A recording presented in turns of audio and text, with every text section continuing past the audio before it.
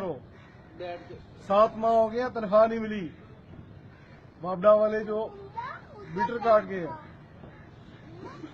उधार पैसे लेके दिए हैं, घर में राशन नहीं है। ये जो इतने क्लर्क आपने रखे हुए हैं, इतनी स्टैब्लिशमेंट रखी है, उनकी कोई जिम्मेदारी नहीं है। सिर्फ मेरा कसूर यह है कि मैंने मेरिट के लिए आवाज उठाई थी, सेमेस्टर एनुअल सिस्टम के मेरिट के लिए आवाज उठाई थी, जिसकी वजह से पहले मुझे 4 मेरी पोस्टिंगें चेंज कर दी गई, 4 जगह तबादला किया गया, मुझे एजुकेशन से रिजाइन देने पे मजबूर किया गया। फिर जब मैं वापस आया हूं, न मुझे वहां से तनख्वाह मिल रही है, न मुझे यहां से तनख्वाह मिल रही है।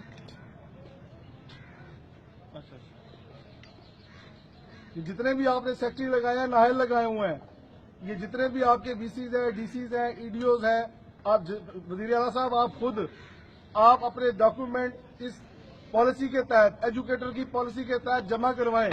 अगर आप प्राइमरी स्कूल टीचर भी सिलेक्ट हो जाएं, जिस मेरिट की आप बात करते हैं, पॉलिसीज की आप बात करते हैं, तो मुझे चुबुर्जी पर लटका दीजिएगा। ये आपका ढोंग है सारा मेरिट का। आप मेरे साथ मुनाजरा करें, आप अपनी टीम तश्कील दें। सोकार्ड वजीर आला साहब, आपके सेक्रेटरी की मेरे पास 15 मिनट की रिकॉर्डिंग है, जो खुद मान रहे हैं कि ये जो पॉलिसीज है ये सारी की सारी गलत है, ये सारी की सारी पॉलिसीज गलत है। उसने खुद एडमिट किया कि वो भी अप्लाई करे तो प्राइमरी स्कूल टीचर नहीं हो सकता। हर दफा आप अपने रिश्तेदारों के लिए पॉलिसीज चेंज करते हैं। जिन लाखों करोड़ों बच्चों ने एनुअल सिस्टम के तहत जो भी डिग्रीज हासिल की हैं, वो एनटीएस का टेस्ट भी पास करते हैं, सब कुछ करते हैं, उनके वालिदैन ने अपने बच्चों के पेट काट कर उनको किया हुआ है। और वो इस बेरोजगारी की वजह से, इस नाइंसाफी की वजह से तंग आकर जराइम पेशा अनासिर के अंदर वो शामिल हो रहे हैं, मनफी सरगर्मियों में हो रहे हैं, नशा कर रहे हैं, और ये दहशतगर्द बन रहे हैं, खुदकश बमबार बन रहे हैं। सिर्फ आपकी ये नाकिस पॉलिसीज की वजह से आप एक पैनल बनाए। मैं कोई बेवकूफ नहीं हूं, पढ़ा लिखा हूं,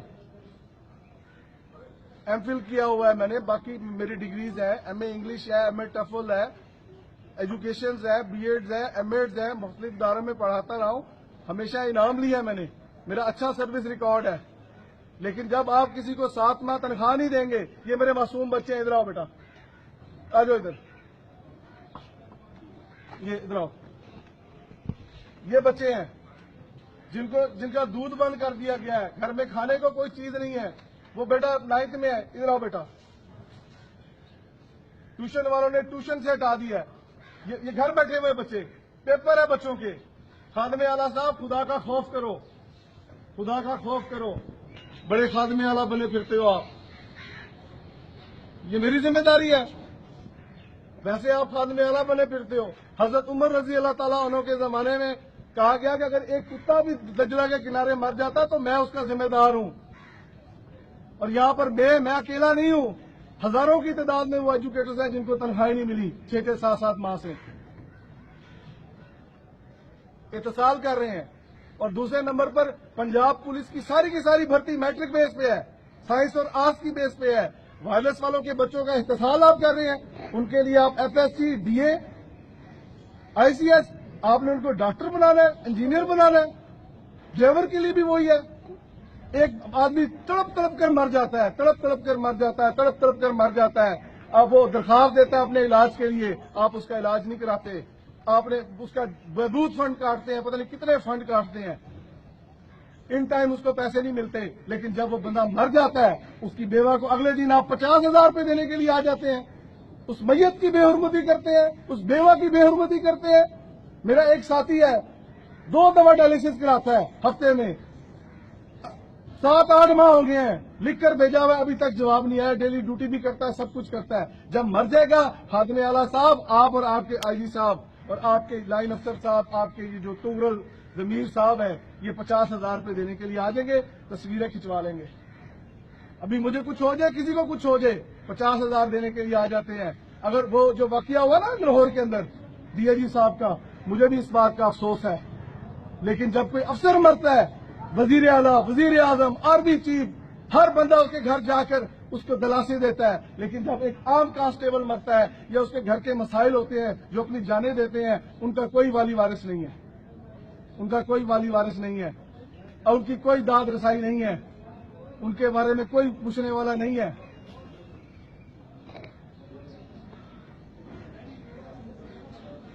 اور جو آدمی بھی حق سچ کی بات کر لے، خادم اعلیٰ صاحب، وزیر اعلیٰ پنجاب صاحب، نواز شریف صاحب، آپ اس پہ ایک الزام لگا دیتے ہیں کہ یہ پی ٹی آئی کا بندہ ہے۔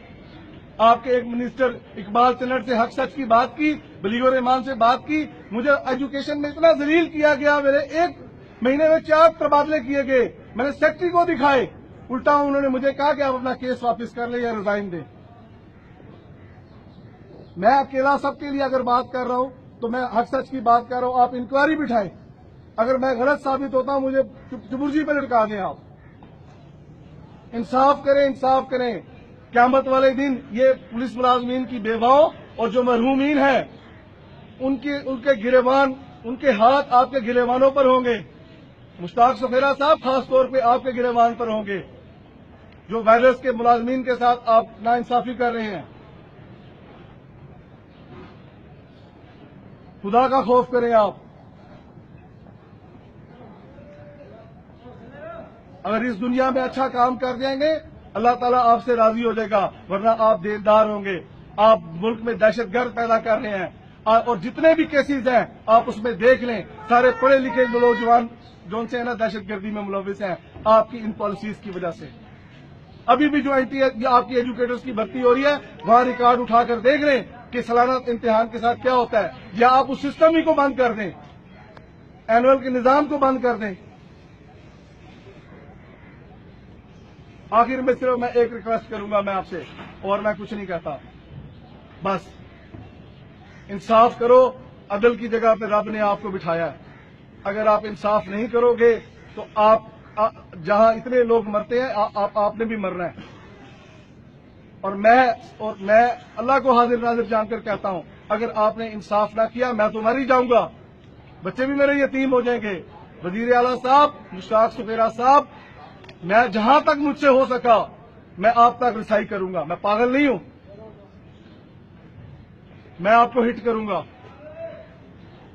صرف آپ کی ناانصافی کی وجہ سے۔ میری ایل پی سی، یہ کہتے ہیں ایل پی سی میں نے منگوانی تھی، تنخواہیں میں نے بنانی تھی، ڈیوٹی 24 گھنٹے لیتے ہیں یہ۔ پورے پنجاب سے وائرس سیٹ غائب ہیں، ہزاروں سینکڑوں کی تعداد میں، دہشت گردوں کے استعمال میں ہے، بیٹری نہیں ہے، سیٹ نکارا 1998 سے سیٹ ہے۔ آپ کہتے ہیں میٹرو پہ پیسے لگا رہے ہیں، اورینٹ ٹیبو پہ پیسے لگا رہے ہیں۔ میرا ایک آفیسر تھا، اس کو انہوں نے شوکاز دیا، اس کو اتنا ذلیل کیا، طارق عزیز جو ماڈل ٹاؤن واقعے میں قاتل ہے اس نے، وہ بیچارہ ہسپتال میں تڑپ تڑپ کے مر گیا، کسی نے اس کی داد رسائی نہیں کی۔ پورے پنجاب میں کوئی آواز اٹھانے والا نہیں ہے۔ اور یہ جتنی بھی میں باتیں کر رہا ہوں یہ ساری پہلے میں نے تھرو پراپر چینل اپلیکیشنز دی ہیں، آفیسران کو دی ہیں، کورٹ میں گیا ہوں، ہر جگہ پہ گیا ہوں۔ ایسے نہیں میں اس حالت تک پہنچا کہ میں ڈائریکٹ بات کر رہا ہوں، ہر قسم کا میرے پاس ڈاکومنٹڈ پروف ہے، ریٹن ہر چیز ہے۔ باقی اللہ تعالیٰ آپ کو اصلاح کی توفیق دے اور محکمے پہ آپ رحم کریں، آپ کے بھی بچے ہیں۔ اگر آپ اچھے کام کریں گے تو ہم آپ کو سلوٹ کریں گے، ہم آپ کے بارے میں اچھی دعائیں دیں گے۔ اگر آپ یہ جو کام کر رہے ہیں، کیونکہ آپ ملک آپ سربراہ ہیں، ہم جھولی اٹھا کر ہم آپ کو بدوائیں بھی دیں گے اور آپ کے ساتھ سب کچھ کریں گے۔